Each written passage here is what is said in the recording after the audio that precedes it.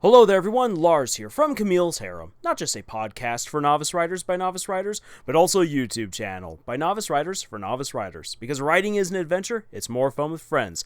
And the votes have been tallied, and the decision has been made, just barely, in the Choose Your Own Horror Adventure story. And the choice has been made to ascend the stairs and proceed to the bounce room.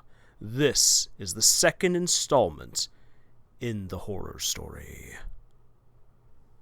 Go upstairs. Now that everyone was in the funhouse, everyone had a different idea of what kind of fun to have. Most in the group already had their cell phones out to shine their lights. The distant rooms on the third floor, or was it the second floor in this case, seemed alluring.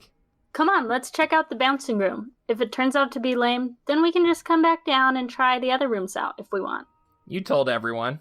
After a little more back and forth, the rest of the group agreed with you, and you all ascended the wide staircase. It was carpeted with a long scarlet rug that was soft enough to muffle your footsteps. It was rather incredible that such a staircase had been crammed into a portable funhouse. It was totally out of place. As you climbed, you heard the sounds of tiny claws scurrying in the distance. Good thing we chose this path. You told Brad. Looks like the rats are having some fun down there. Don't remind me. When I clock in tomorrow, that's the first thing they're gonna have me do. Look for the rats, catch them, and start setting out more poison. They'll want the entire place cleared of any trace before we open to the public. Old man Damovich always wants this place looking perfect for all the snot-nosed brats that come here. Sounds like you don't hate your job at all. Mohammed said dryly. Oh, whatever. Brad huffed. Jeff leaned into you and whispered, Brad's been looking for an excuse to get out of this job. He really doesn't like it. Obviously. You whispered back. Is that what this whole excursion is about then? Seems like there are better ways to quit.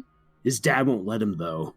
That's right. Brad's father was a highly respectable man in town who demanded a lot from his children. He didn't want them to stay in the same town where they grew up.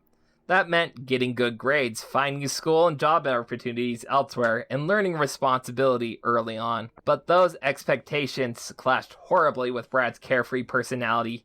He didn't want to waste his youth. Personally, you felt like the guy was making the best of the situation handed to him. Keeping Mohammed in the group was probably part of Brad's weak attempts to somewhat appease his father. Wow, you never realize how tall this place is. Jasmine cried out. Normally you're getting shoved up the steps, but when you take a moment to look around, it's huge. It's amazing that strong wind doesn't just knock this place over because it's so empty at the bottom and so top-heavy. Mohammed commented. There's a lot of anchors to make sure that this place stays upright, and it's firmly bolted to the wings on either side, which are heavy enough to keep up the center section. Brad explained. I feel like that ups the creepy factor. Audrey said. The whole place would just come crashing down in a freak accident. Yeah, a lot of people working for Damovich finds this attraction unnerving. That's why we're here. Jeff said enthusiastically. Your insane desire to scare yourself is utterly beyond me. Mohammed chuckled. You can hardly sit through a movie as harmless as Coraline or The Catch of Vampires without wetting yourself. Hey, Elvira's voice is freaky, and those button eyes. Ugh. Jeff said with a shudder. You all laughed at him as you reached the next level. Here, there were poles that allowed visitors to slide back down to the bottom so they could avoid the crowds on the stairs. It was also another way to get some real thrills out of the strange funhouse. A lot of people worried about the dangers of having the poles so high, but Damovich proudly said that there had never been an accident. With hundreds of rowdy kids passing through, that was hard to imagine.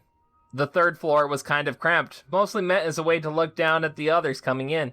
There were pictures of spooky ghosts and monsters fitted into steel frames. They growled, howled, and glared back at you, but they were too cheesy to take seriously. A smaller staircase at the other end of the floor would take the group into the next room where you could finally get your bounce on. As you walked past the firefighter poles, Jeff peered down. Dare me to slide down? You can do what you want, Brad said easily. Why not? Audrey said.